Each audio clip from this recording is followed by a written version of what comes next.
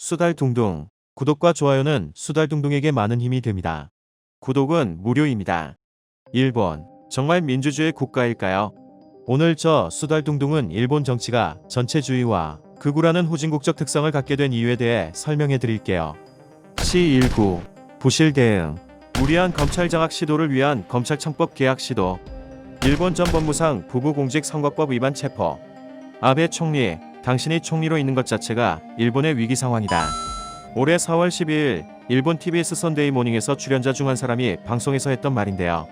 요즘 일본 아베 정권의 전횡과 비리를 보면 저들에게 과연 국민에 대한 존중이라는 것이 있기나 한 건지 매우 의심스러울 때가 많습니다.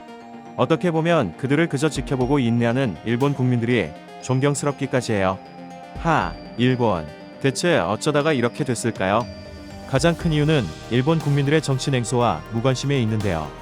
원래 일본 사회의 특징 중에 하나가 정치에 대한 무관심이긴 한데 특히 젊은 청년층의 정치 혐오와 무관심은 매우 심각해서 10대 투표율은 31% 정도밖에 안 된다고 하네요. 그러다 보니 극우에 빠진 기성세대들에 의해 투표 결과가 결정되는 일이 빈번해지고 따라서 정치인들도 일반 시민이 아닌 극우 입맛에 맞게 정치를 하는 것이지요. 사실 일본이 처음부터 이러진 않았어요. 과거에는 소신 있는 행동으로 일본 사회에 버팀목 역할을 한 관료들도 있었습니다. 하지만 아베 총리가 관료직에 대한 인사권을 장악한 이후부터는 소신 있고 바른말 하는 관료들은 도태되고 총리의 눈치만 보고 알아서 기는 아부꾼들만이 득세하면서 일본 정치가 부패와 비리로 얼룩진 한심한 모습이 된 것입니다. 일본이 원래부터 진보보단 보수가 강하긴 했지만 아베 정권처럼 극우는 아니었습니다. 참고로 가끔 아베 정권을 보수주의 정권으로 생각하는 분들이 있는데요. 그들은 일본 정통 보수가 아니라 극우 세력일 뿐입니다. 일본의 정통 보수는 패전 이후 일본 샌프란시스코 체제를 수용하고 전후 일본의 헌법과 체제를 구축한 요시다 시게루 수상과 그 세력들을 말합니다. 이들은 세계대전 패배의 굴욕을 느끼면서도 일본의 평화헌법을 수용했고 전쟁을 포기했으며 일본의 군사적 무장보다는 경제 발전을 중요시하면서 미국과의 관계 강화에 역점을 두었었죠. 이들이 과거 일본 정치의 주도 세력이며 일본의 진정한 보수 세력이었습니다. 극우 세력과는 많이 다르죠. 극우 세력은 비주류 보수 세력이며 일본의 정통 보수에서 벗어나 일본이 침략 전쟁을 했다는 사실을 부정하고 패전 후 성립된 평화 헌법을 개정해서 일본군을 부활시켜야 한다고 주장하는 소수 세력일 뿐이었습니다. 그리고 이들은 2차 대전에서 일본이 지지 않았다면 이러한 패전의 굴욕을 당하지 않았을 것이라는 인식을 가지고 있었는데 이들의 대표 주자가 A급 전범이자 평화헌법 개정을 위해 자신의 정치 인생을 모두 걸었던 전 일본 총리이자 아베의 외할아버지인 기시 노부스케입니다. 아베는 외할아버지의 영향을 받아서 극우의 색깔을 많이 갖고 있었는데 놀랍게도 2006년 최연소 총리에 오를 당시에는 친한파로 분류될 정도로 지금과는 다른 모습을 보였었습니다.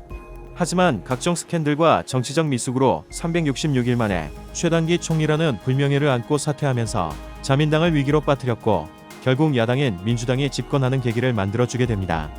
하지만 패전 후 처음 집권하는 민주당은 국정 운영에 있어 초보티를 팍팍 내면서 전국을 혼란으로 이끌었고 중국과의 센카쿠 열도 문제와 동일본 지진 대처에 실패하면서 다시금 정권은 자민당으로 돌아오게 되고 자민당의 독재가 싫어 민주당을 지지했던 시민들의 마음은 이때부터 정권 바꿔봐야 소용없다. 다들 거기서 거기다라는 냉소와 무관심이 자리 잡게 된 것입니다. 그리고 2012년 아베는 극우 세력을 등에 업고 기존과는 다른 모습으로 두 번째 총리로 화려하게 복귀합니다. 그리고는 강력한 리더십으로 아베노믹스를 추진하였는데 이것이 엔저 현상과 맞물리면서 일본의 경제 성장을 이끌어내게 된 것입니다. 여기에 위기 때마다 반한 감정을 적절히 활용하면서 극우층의 절대적인 지지 속에 현재까지 최장수의 총리의 기록을 매일 갱신할 수 있게 된 것이지요. 생각해보니 아베는 일본 최단명과 최장수 총리 타이틀을 모두 갖고 있네요. 하지만 현재 아베는 계속된 정책 실패와 측근의 비리로 2012년 재집권 이래 최저 지지율을 기록하고 있고 언론에서는 아베의 위기에 대한 뉴스를 쏟아내고 있는데요. 그럼에도 아베가 쓰러질 것 같지는 않아 보이네요. 얼마 전 자민당이 일본 도쿄도지사 선거에서 지지한 무소속 극우주의자인 고이케 유리코 도쿄지사가 압승으로 재선하는 모습과 야당이 서로 뭉치지 못하고 지리멸렬하게 참패하는 모습을 보면서 일본 민주주의는 정말 끝이구나라는 생각이 들었거든요. 물론 소수의 시민단체나 일본의 노무현이라고 불리는 야마모토 타로 같은 사람들도 있지만 다수의 지지를 얻기에는 일본 유권자들의 관심을 정치로 돌리기엔 많이 역부족으로 보이니까요. 저 수달둥둥은 일본 사회가 깨어나 보다 적극적으로 시민들의 주장을 쏟아내면서 진정한 의미의 민주주의를 실현했으면 하네요. 정치적 자정 능력을 갖추지 못하고 이대로 가다간 일본의 민주주의가 끝인 것을 넘어서 일본이란 국가가 끝날 테니까요. 지금까지 세상의 모든 시사와 지식을 쉽게 알려주는 수달둥둥이었고요. 영상이 마음에 드셨다면 구독과 좋아요, 클릭 부탁드립니다. 감사합니다.